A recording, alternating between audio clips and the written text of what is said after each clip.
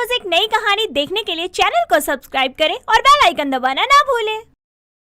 सुमित्रा अपनी पांचों बेटियों मीना, रीमा, बीना, हीना, टीना को समझाते हुए कहती है, तुम लोगों को पता नहीं है, मेरी शादी होने वाली थी जब मैं 16 सोमवार का व्रत रखती थी। और तुम लोगों को पता है ये व्रत क्यों रखा जाता है? नहीं माँ, बताओ क्यों रखा जाता है ये व्रत? नहीं, रहने दो, मुझसे तो ये व्रत होगा ही नहीं, तो जानकर क्या फायदा। नहीं माँ, बताओ आप। तुम लोग आपस में ही सारी बातें कर लो, मैं चली जाती हूँ बाहर। नहीं माँ, बताओ आप। ये व्रत भोलेनाथ जैसे पति के लिए रखा जाता है। बहुत सी लड़कियाँ ये व्रत रखती है ताकि उन्हें भोलेनाथ जैसा वर मिले, और मैं चाहती हूँ कि तुम लोग भी ये व्रत रखो। नहीं, रहने दो माँ, मुझसे ना ही व्रत रखा जाएगा और ना ही भूखा रहा जाएगा। और वैसे भी व्रत रखने से क्या, हमारे होने वाले पति अगर सही नहीं हुए तो हो जाएंगे क्या, सुधर जाएंगे? माँ, व्रत रखने से कुछ नहीं होता, ये सारे बस मन के वहम है। और नहीं तो क्या, अब क्या व्रत रखने से ही होगा सब इस दुनिया में? चुप करो तुम सब। तुम लोगों से व्रत नहीं रखा जा सकता तो मत रखो, लेकिन ये फालतू के सवाल करके व्रत का अपमान क्यों कर रही हो? हाँ, तुम लोगों को व्रत नहीं रखना तो मत रखो, मैं और मीना तो जरूर रखेंगे, ठीक है? ठीक है दीदी, आप रखोगे तो मैं भी रख लूंगी। वैसे भी व्रत रखने में क्या ही जाता है। ठीक है, फिर हम दोनों भी रख लेंगे, एक व्रत ही तो रखना है। नहीं बेटा, ये बस ऐसे ही कोई व्रत नहीं है, ये अपने होने वाले पति के लिए रखा जाता है। हमारे व्रत रखने से भोलेनाथ खुश होकर हमें हमारा मनचाहा पति दे देंगे। हाँ हाँ, जैसे तो भगवान हमारी कुंडली मिलाने आएंगे। चलो फिर तय हो गया, अब से हम हर सोमवार को व्रत रखेंगे। पूरे 16 सोमवार के व्रत को श्रद्धा से पूरा करेंगे, ठीक है ना? हाँ ठीक है। सुमित्रा की बात मानकर बाकी तीनों बहनों की देखा देखी में वो भी व्रत रखने के लिए हाँ कर देती है। और जब पहला सोमवार आता है और रीमा अपनी चारों बहनों को बुलाकर बोलती है, अरे तैयार हो गए ना सब, चलो अब मंदिर चलो, वहाँ चलकर पूजा कर लेते हैं। अपने घर के मंदिर में पूजा कर तो ले, अब जरूरी है क्या मंदिर में भी जाना? अब ये कोई बात नहीं होती कि आपके मंदिर में भी जाना होता है। हाँ, हमने व्रत भी रख लिया है और पूजा भी कर ली है। एक काम करो, जिसको भी मंदिर जाना है वो आपके साथ ही चला जाएगा, क्योंकि मैं तो नहीं जा रही हूँ। चलो मैं चल लेती हूँ, इतने दिन हो गए कहीं बाहर नहीं गई। मंदिर के बहाने ही सही, लेकिन बाहर जाना तो होगा ना। चलो अब। नहीं, रहने दे, कोई जबरदस्ती नहीं है। एहसान मत कर हम दोनों पर, हम चले जाएंगे मंदिर, तुम यहाँ रहो। व्रत भी पता नहीं क्यों रख रही हो, जब ये ड्रामा ही करना है। नहीं, हमें कोई दिक्कत नहीं है जाने में, हम भी चल लेंगे तुम्हारे साथ। यार, कब तक ऐसे इनके पीछे दुम की तरह हम भी करते रहेंगे? मुझसे नहीं होता ये व्रत। क्या हुआ, चलना है या नहीं, या यहीं खड़े खड़े ही हो गई तुम्हारी सारी पूजा? सभी वहाँ से मंदिर चले जाते हैं और वहाँ पर पूजा करके सारे लोग वापस आते हैं। आधा दिन निकल जाता है, किसी ने कुछ नहीं खाया था। तभी टीना बीना के पास जाकर कहती है, यार इतनी देर हो गई है, कुछ खाया भी नहीं, मेरे तो भूख से जान जा रही है, चल ना कुछ आकर खाते हैं। हाँ यार, मुझे भी बहुत जोरों से भूख लग रही है। पता नहीं कैसे लोग पूरा पूरा दिन बिना खाए पिए रह सकते हैं। मेरी तो आधे दिन में ही हालत खराब हो गई। तभी तो बोल रही हूँ, चल ना कुछ खाने चलते हैं। लेकिन अगर किसी को पता चल गया तो? आधे दिन की ही तो बात है, आधा दिन तो जैसे तैसे निकल गया। वैसे आधा दिन और भी निकल जाएगा। रहने दे, खामा कोई कुछ खाते हुए देख लेगा तो बात का बतंगड़ बन जाएगा। छोड़ अब। लेकिन मुझसे तो भूख बर्दाश्त ही नहीं हो रही, कमजोरी होने लग रही है। चलना यार, चुपके से कुछ खाएंगे, कोई नहीं देखेगा। चल ठीक है, जाते हैं। टीना बीना चुपके से किचन में जाती है और धीरे से खाना खाने लगती है। तभी वहाँ हीना आती है और दोनों को ऐसे चुपके से खाना खाते देखकर बोलती है, तुम दोनों यहाँ किचन में क्या कर रही हो? और तुम्हारा मुंह क्यों चल रहा है? तुम कुछ खा रही हो? झूठ मत बोलना। नहीं तो हम तो कुछ भी नहीं खा रहे हैं, तुझे गलत लग रहा होगा। हाँ हाँ, बीना सही तो बोल रही है। और तू यहाँ किचन में क्या कर रही है? कुछ खाने आई है ना? तुझे याद नहीं, हमने 16 सोमवार के व्रत रखे हैं और तुम किचन में खाने आ गई। अच्छा, तुम यहाँ व्रत में भी खाने आए हो? थोड़ी तो शर्म कर लो। हाँ, मुझे भी जोरों की भूख लग रही थी, इसीलिए मैं कुछ खाने आ गई थी। लेकिन तुम दोनों दीदी को मत बताना और ना ही माँ को, वरना फिर से वो अपना ज्ञान देना शुरू हो जाएंगी। हाँ, लेकिन एक ही शर्त पे, हम उन्हें कुछ नहीं बताएंगे। कौन सी शर्त? यही कि तुम भी ना बताओ कि हम यहाँ किचन में आए थे, क्योंकि भूख तो हमसे भी बर्दाश्त नहीं हो रही है, इसलिए हमें खाने आना पड़ा। मुझे लग ही रहा था तुम दोनों भी यहाँ कुछ खाने ही आई हो और तुम दोनों मिलकर मुझे पागल बना रहे थे। छोड़ो, कोई बात नहीं, अभी कुछ खा लो। यार, जोर से भूख लगी है, कुछ नहीं खाया तो यही चक्कर खाकर गिर जाऊंगी और कोई मुझे संभाल भी नहीं पाएगा। तीनों चुपके से खाना खाने लगती हैं और इस तरह आगे के सोमवार का भी व्रत करने का सिर्फ नाटक करती और चुपके से खाना खा लिया करती। ऐसा करते करते कई सोमवार बीत जाते हैं और तीनों झूठ बोलकर खाना खाती हैं और उनकी बड़ी 2 बहनें अपनी श्रद्धा से व्रत रखती हैं। कुछ दिनों बाद सुमित्रा अपनी 5 बेटियों को बुलाकर कहती है, अरे सब सुनो, तुम लोग के बस अब 2 सोमवार व्रत बचे हैं और उसके बाद तुम्हारे 16 सोमवार के व्रत पूरे हो जाएंगे। हाँ माँ। जिस विश्वास से तुम सबने व्रत को रखा है, भगवान तो विश्वास बनाए रखें। 5 बहनों का अब आखिरी 2 सोमवार का व्रत बचा था और जैसे तैसे करके 5 ने 15 सोमवार के व्रत पूरे कर लिए। जिस दिन आखिरी सोमवार का व्रत था, 5 बहनों ने व्रत रखा और हमेशा की तरह बीना, हीना और टीना किचन में चली जाती है और खाना खाने लगती है। तभी वहाँ पर सुमित्रा आती है और तीनों को ऐसे खाना खाते देखकर मीना और रमा को बुलाकर कहती है, तो मतलब तुम तीनों व्रत के नाम पर नाटक करके यहाँ खाना खाने आ जाती थी? जब व्रत नहीं रखा जाता तो क्यों रखा तुम तीनों ने? कोई जबरदस्ती नहीं थी तुम्हारे साथ? माँ, अगर हम व्रत नहीं रखते तो आप लोग हमें बोलते कि हमने अपने होने वाले पति के लिए व्रत नहीं रखा। हाँ माँ, हमसे व्रत नहीं रखा जाता, इसलिए हम सोमवार को चुपके से आके किचन में खाना खा लेते थे। हाँ तो मना कर देते ना, ऐसे झूठ क्यों बोला? हम तुम्हें मारते थोड़ी ना। ये सब करना जरूरी था क्या? और वैसे भी हम जानते हैं तुम लोगों से ज्यादा देर तक भूखा नहीं रहा जाता। हम खुश हो रहे थे कि हाँ, तुमने एक दिन पूरा व्रत कैसे रख लिया, लेकिन तुम लोग तो हमसे झूठ बोल रहे थे। तुम्हें शर्म नहीं आई? हमें माफ कर दो, हमें लगा हम ऐसा करेंगे तो हम लोगों का व्रत भी हो जाएगा और हमें भूख से भी तड़पना नहीं पड़ेगा। बेटा, ऐसा नहीं होता है। अगर तुम्हारे अंदर से ही व्रत रखने का मन नहीं है तो मत रखो, क्योंकि तुम अगर झूठ बोलकर व्रत रख भी लोगी तो क्या फायदा। और तुमने तो यहाँ व्रत के नाम पर व्रत रखा भी नहीं है, बल्कि चुपके से खाना ही खाया है। हमें माफ कर दो। हमें आपकी बात समझ में आ गई है। तीनों को अपनी गलती समझ में आती है और वो उसके बाद 16 सोमवार के व्रत तो नहीं रखती, लेकिन पूरे 16 सोमवार अपनी पूरी श्रद्धा से अपनी दोनों बहनों के साथ मंदिर जाकर पूजा करती है और 5 बहनें खुशी खुशी रहती हैं। मोना अपनी माँ मंजुला के साथ एक शादी समारोह में जाती है, जहाँ सभी का ध्यान दुल्हा दुल्हन की तरफ होता है, लेकिन मोना का ध्यान तो खाने के काउंटर पर होता है। उसकी नजरें यूं खाने की तरफ देखकर मंजुला उसका हाथ कसकर पकड़कर कहती है, बस करना लायक, अब क्या आंखों से स्वाद ले लेगी? क्या भूखे नंगों की तरह एकदम खाने को देखे ही जा रही है? हाँ तो हाथ छोड़ दो ना, तभी तो जाकर इस लजीज खाने का स्वाद जुबान से ले पाऊंगी। इसीलिए तो नहीं छोड़ रही, क्योंकि तू खाना खाती कहाँ है, खाने पर टूट पड़ती है। इसलिए थोड़ी देर में मेरे साथ चलियो, तब खाना मिलेगा तुझे।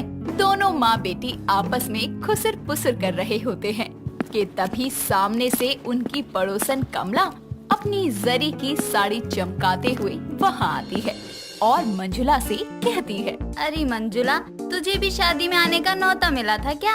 और नहीं तो क्या, तुझे क्या लगा हम बिन बुलाए बाराती हैं जो बिना बुलावे के कहीं भी मुंह उठाए चले जाते हैं? अरे भड़कती क्यों है? मैं तो मजाक कर रही थी। आज तुझे अपनी जेठानी की बेटी की ननद से मिलवाती हूँ, अब चल भी। तभी कमला जबरदस्ती मंजुला को अपने साथ ले जाती है और मोना इस बात का फायदा उठाकर बिना इधर उधर देखे खाने की ओर दौड़ पड़ती है और खाना लेकर जल्दी जल्दी खाना शुरू कर देती है। कुछ देर बाद दोनों माँ बेटे घर लौट आते हैं। अगली सुबह उठते ही पेट पकड़े मोना टॉयलेट में चली जाती है। तभी मंजुला दरवाजा बंद देखकर जोर जोर से दरवाजा पीटने लगती है। तभी अंदर से मोना कहती है, अरे माँ, ये दरवाजा है, कोई मंदिर की घंटी नहीं है जो बजाए जा रही हो। थोड़ा सब्र कर लो। अरे तू तो आधी रात से टॉयलेट में कब्जा करके बैठी है, कम से कम सुबह के समय तो मुझे जाने दे। अरे माँ, मैं क्या अपनी खुशी से बैठी हूँ यहाँ? पेट में भूचाल आ रहा है, बार बार तभी आती हूँ ना। अरे नालायक, जल्दी निकल बाहर, मुझे भी जाना है। ओहो, अब क्या बिना किए निकल जाऊँ? थोड़ी देर में हो जाएगा, आती हूँ ना। कुछ ही देर में जब मोना दरवाजा खोलकर बाहर आती है तो मंजुला उसे साइड करते हुए झट से अंदर जाकर फट से दरवाजा फिर से बंद कर लेती है। तभी मोना राहत की सांस लेकर कहती है, अब थोड़ा हल्का महसूस हो रहा है, अब थोड़ी देर आराम कर लेती हूँ। अरे फिर से मेरे पेट में दर्द शुरू हो गया, अभी तो आई थी मम्मी। इतना कहकर वो दरवाजा बजाने लगती है और कहती है, ओ माँ, माँ दरवाजा खोलो, मेरे पेट में परमाणु बम फूट रहे हैं। अरे रात से बाथरूम में आवन जावन लगा रखा है तूने, लग गए ना लूज मोशन। कितना मना किया था कि बेटी भूख से कम ही खाइयो, पर नहीं, शादी में पनीर की सब्जी देखी नहीं कि कढ़ाई में कूद पड़ती है, और अब वही पनीर पेट में खलबली मचा रहे हैं। ओहो, इस हालत में भी आपको भाषण सूझ रहा है? अरे जो कहना है बाहर आके कह लेना, मैं नहीं तो यहीं पर कार्यक्रम कर दूंगी सारा। निकल लो माते, मैं ज्यादा देर नहीं रुक सकती। रुक रुक, मैं आती हूँ। तभी मंजुला बाहर आती है और मोना एक बार फिर जल्दी से अंदर घुसकर जोरों से दरवाजा बंद कर लेती है। कुछ देर बाद धीरे धीरे चलते हुए मोना हॉल में आकर बैठ जाती है और मंजुला उसे नींबू पानी देती है। उसी वक्त उसकी पड़ोसन कमला वहाँ आती है और मोना की उतरी शक्ल को देखकर बोलती है, हाय दैया, रात की उछलती बंदरिया दिन में ऐसी मरीली चुहिया कैसे हो गई? क्या हो गया मोना? होना क्या है, रात को शादी का खाना दबा कर खा लिया, अब लूज मोशन की पुरानी बीमारी चालू हो गई। और क्या? लूज मोशन, ये क्या होता है? अरे आंटी, लूज मोशन नहीं, लूज मोशन। हाँ हाँ वही, कैसी बीमारी है ये? अरे यार, ये तो बड़ी वाली चिरांद है।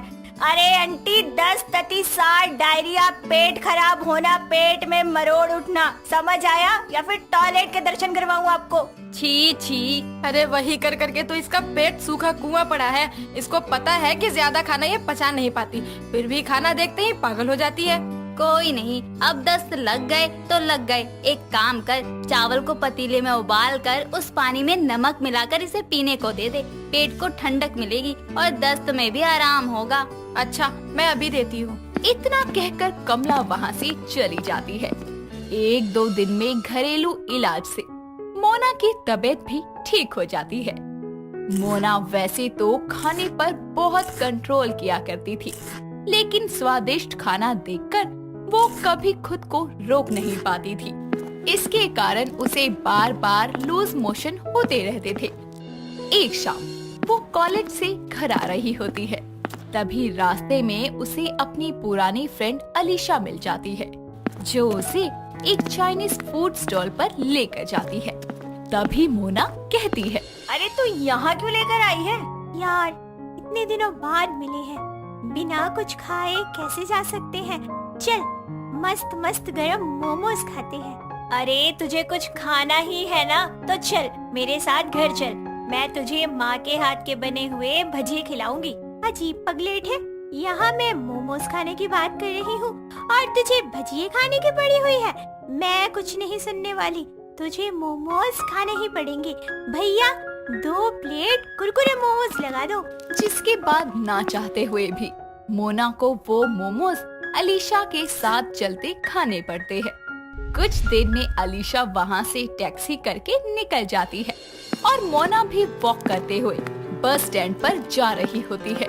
तभी अचानक उसे पसीने आने लगते हैं और वो पेट पकड़कर कहती है, अरे यार, इन मोमोज ने तो खलबली मचाना शुरू कर दिया। कहाँ जाऊँ कहाँ जाऊँ, बहुत स्पेशल बन रहा है, कंट्रोल नहीं हो रहा, क्या करूँ? ये तो गाँव भी नहीं है जो झाड़ियों में या नाली पर जाके बैठ जाऊँ। ये भगवान, जानबूझकर नहीं खाए थे, प्लीज प्लीज प्लीज मेरी रक्षा करो, क्या करूँ क्या करूँ? मोना पेट पकड़े लड़खड़ा कर आगे बढ़ती है।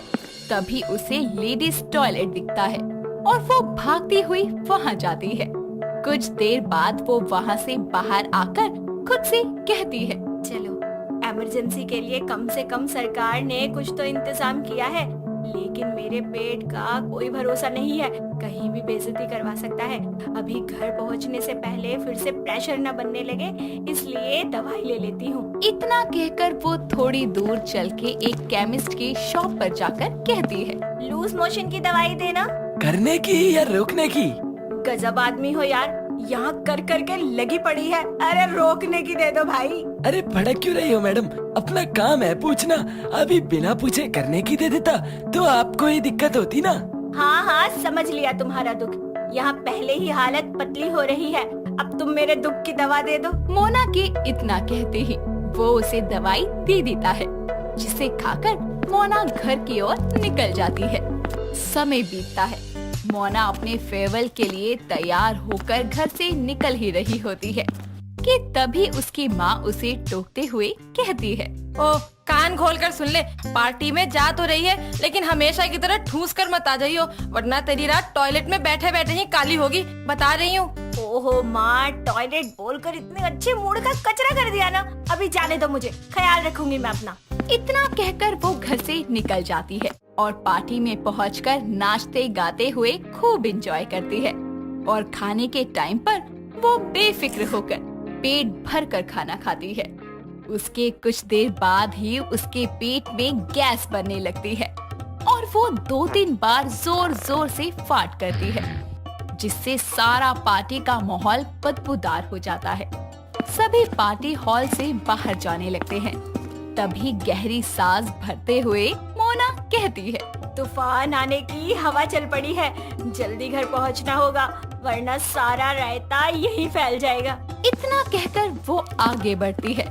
तभी मनीष नाम का लड़का हाथों में गुलाब लिए उसके सामने आता है और उसी वक्त मोना को प्रेशर आने लगता है, जिसके कारण वो अपना पेट पकड़कर खड़ी हो जाती है। मोना, मैं तुम्हें फर्स्ट ईयर से ही लाइक करता हूँ, पर कभी कह नहीं पाया।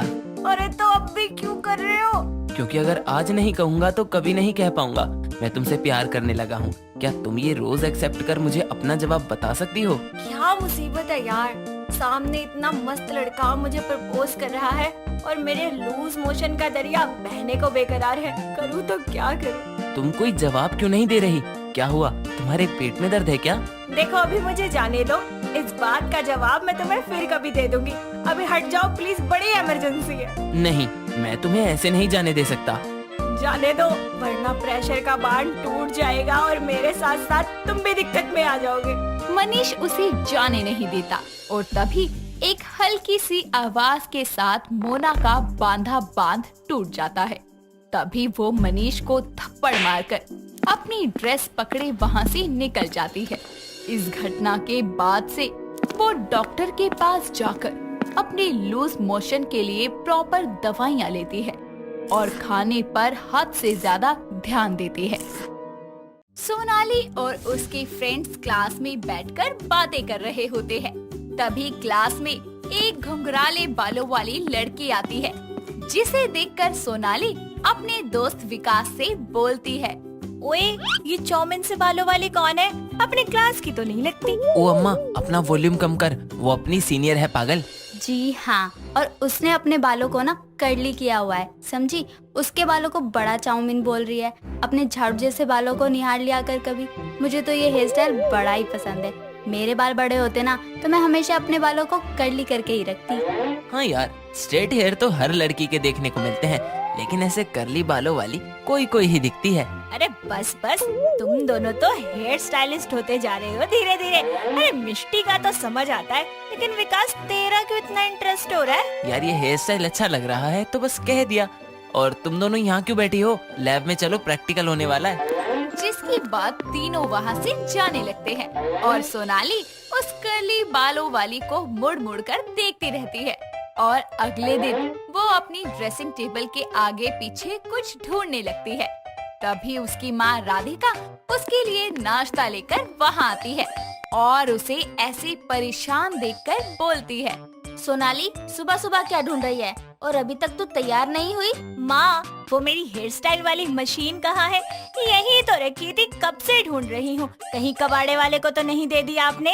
वो मशीन जिससे तू अपने बाल जलाती रहती है? वो तो मैंने स्टोर रूम में रख दी। तुझे क्या करना है उसका? अरे आपने स्टोर रूम में क्यों रख दी? मुझे वो अभी के अभी चाहिए, वापस लेके आइए। हाँ ठीक है, शांत हो जा, ला रही हूँ। तो नाश्ता कर ले जब तक। इतना बोलकर वो स्टोर रूम से उसे मशीन लाकर दे देती है, जिसके बाद सोनाली उससे अपने बालों को कर्ली करने लगती है और बोलती है, ये मशीन हीट क्यों नहीं कर रही है अच्छे तरीके से? अरे इससे तो कर्ली हेयर स्टाइल हो ही नहीं पाएगा।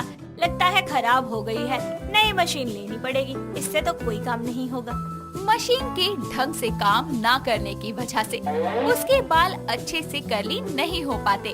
फिर भी वो जैसे तैसे अपना हेयर स्टाइल बना के कॉलेज के लिए निकल जाती है। जैसे ही वो अपने दोस्तों के पास जाती है तो उसके बिगड़े हुए बालों को देखकर विकास बोलता है, ओए, तेरे झाड़ू जैसे बाल इतने कैसे मुड़े मुड़े से लग रहे हैं? ऐसा लग रहा है जैसे चिड़िया के घोंसले के तिनके बिखर गए हों। अबे ओ दल बदलू, उस दिन तो तू उस कर्ली हेयर स्टाइल वाले सीनियर की बड़ी तारीफ कर रहा था, और आज जब मैं अपने बाल कर्ली कर कर आई हूँ तो तुझे ये चिड़िया का घोंसला नजर आ रहे हैं। तूने कर्ली किए अपने बाल? कहाँ से, आगे से कि पीछे से? ओ महारानी, कर्ली हेयर स्टाइल के नाम पर तूने बस बालों को थोड़ा बहुत मोड़ा हुआ है, उसमें भी तू भिखारन सी लग रही है। ऐसा लग रहा है कि तूने कंघी ही नहीं की है बालों में। यार वो हवा चल रही है ना, उसी से खराब हो गए होंगे। मैं तो कर्ली ही करके आई थी। सोनाली, तू भी ना पागल है। अरे कर्ली हेयर स्टाइल हर किसी पर थोड़ी अच्छा लगता है, और जैसे तेरे बाल है ना, तुझ पर तो बिल्कुल भी अच्छा नहीं लगेगा। ए मिष्टी, जाकर इसके बालों में कंघी कर दे ताकि इसका हुलिया थोड़ा ठीक हो। जिसके बाद मिष्टी सोनाली के साथ वॉशरूम में जाती है और शाम को घर आकर अपनी माँ से बोलती है, माँ मुझे 3000 रुपए चाहिए। हाँ, तेरे नाम का बैंक खोल रखा है मैंने, जा निकाल ले। अरे मुंह फाड़ने से पहले कुछ सोचती भी है या नहीं? और इतने पैसे क्यों चाहिए तुझे? कोई पार्टी वार्टी करनी है क्या?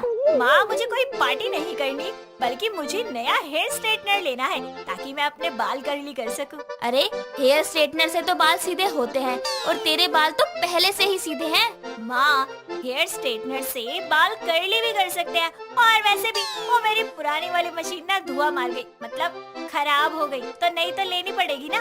ठीक है, पर अगले महीने ले लियो, अभी मेरे पास पैसे नहीं है। पर माँ मुझे अभी लेनी है ना। मतलब पैसे दे रही हूँ, इतना काफी नहीं है? कह दिया ना अगले महीने ले लियो। इतना बोलकर वो किचन में चली जाती है और सोनाली खुद से बोलती है, यार सोनाली, माँ ने तो तुझे अगले महीने के लिए टरका दिया, उसके लिए तुझे 1 हफ्ते का वेट करना होगा। नहीं नहीं, मुझसे नहीं होता ये वेट। उस विकास को तो मैं अपना कर्ली हेयर स्टाइल दिखा कर ही रहूंगी ताकि उसका मुंह बंद हो जाए। वो हमेशा मुझ पर हंसता रहता है। वो अपने आप से बातें कर ही रही होती है कि तभी उसके दिमाग में एक आइडिया आता है और वो अगले दिन पार्लर जाकर अपने बालों को कर्ली करवा लेती है और घर आकर खुद को शीशे में देखकर बोलती है, सोनाली तू इस कर्ली हेयर स्टाइल में कितनी मस्त लग रही है।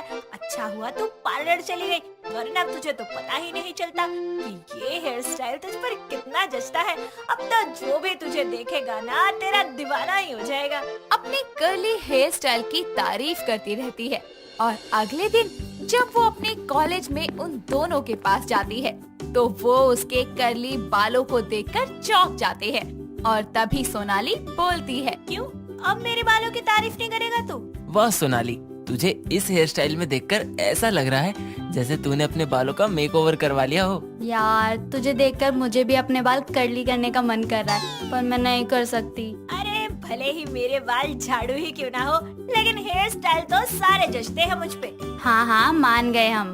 ऐसे ही वो तीनों बातें करने लगते हैं, जिसके बाद से सोनाली अपने बालों को कर्ली ही रखने लगती है। ऐसे ही एक दिन जब वो अपने बालों में कंघी करती है तो देखती है कि उसके बाल अपने आप सीधे हो रहे हैं। तभी वो खुद से बोलती है, यार बाल कर्ली करने की ना यही एक प्रॉब्लम है, कुछ दिनों बाद कंघी करने पर ये खुलने शुरू हो जाते हैं। अब से मैं कंघी ही बहुत कम किया कर। और जैसा उसने कहा, अपने कर्ली हेयर स्टाइल को खराब ना करने के डर से वो अपने बालों में कंघी करना ही छोड़ देती है। साथ ही कुछ ही दिनों में वो नया हेयर स्ट्रेटनर भी ले आती है उसे यूज करने के लिए। सबसे पहले जब वो अपने बालों में कंघी करती है तो उसके सारे बाल उलझ जाते हैं और टूटने भी लगते हैं। तभी वो अपने बालों में फंसी कंघी को लेकर अपनी माँ के पास जाकर बोलती है। माँ देखो ना, कंघी मेरे बालों में अटक रही है, निकल ही नहीं रही है। अरे पागल लड़की, ऐसे कैसे फंसा ली तूने कंघी बालों में? ला मुझे दिखा। राधिका उसके बालों से कंघी निकालने की कोशिश करती है। काफी देर बाद कंघी तो निकल जाती है, लेकिन उसमें सोनाली के बहुत बाल भी टूट जाते हैं। तभी उसकी माँ बोलती है। हाय पागल लड़की, कितने दिनों से कंघी नहीं की तूने? तूने अपने बालों को देखा है जरा? कितने उलझ गए हैं, ऊपर से टूट भी रहे हैं। क्या माँ, मैं तो रोज कंघी करती हूँ, धूल मिट्टी पड़ गई है बालों में, इसलिए ऐसा हो रहा होगा। इतना बोलकर वो अपने कमरे में चली जाती है और बालों को मशीन से कर्ली करने लगती है। ऐसे ही वो रोज कर्ली हेयर स्टाइल करने के लिए हेयर स्ट्रेटनर का यूज किया करती, जिससे उसके बाल जरूरत से ज्यादा टूटने लगते हैं और उसके घने बाल धीरे धीरे बहुत ही ज्यादा पतले हो जाते हैं। तभी एक दिन मिष्टी उससे बोलती है। सोनाली, जब से तूने ये कर्ली हेयर स्टाइल करना शुरू किया है ना, तब से तेरे बाल बहुत पतले होते जा रहे। ध्यान रख यार, कहीं पतले होते होते ये खत्म ही ना हो जाए। उसके इतना बोलते ही वो अपने बालों को देखने लगती है और घर आकर बालों को धोती है और तौलिए से पोंछने लगती है। तभी वो देखती है कि तौलिए में भी बहुत सारे बाल चिपके हुए हैं। ये देखकर वो खुद से बोलती है। सच में मेरे बालों की तो वजह ही बेकार हो गई है। ये मैंने क्या कर लिया अपने साथ? मैंने YouTube पर देखा था कि जरूरत से ज्यादा बालों को हेयर स्ट्रेटनर, कलरिंग करने से ये सब कुछ होता है, और मैंने सब कुछ जानते हुए भी ये सब कर लिया। अब मेरे बाल इतने ज्यादा टूट रहे हैं। आज के बाद मैं कभी बाल कर्ली नहीं करूंगी, चाहे कुछ भी हो जाए। मेरे बाल जैसे थे वैसे ही अच्छे हैं। अपने बालों को कमजोर होता देख वो मशीन का यूज करना छोड़ देती है और कभी-कभी ही अपने बालों को कर्ली किया करती है। दोस्तों, अगर आपको ये कहानी पसंद आई तो इसे लाइक करें, शेयर करें और कमेंट करके बताएं कि कहानी में आपको सबसे अच्छा क्या लगा।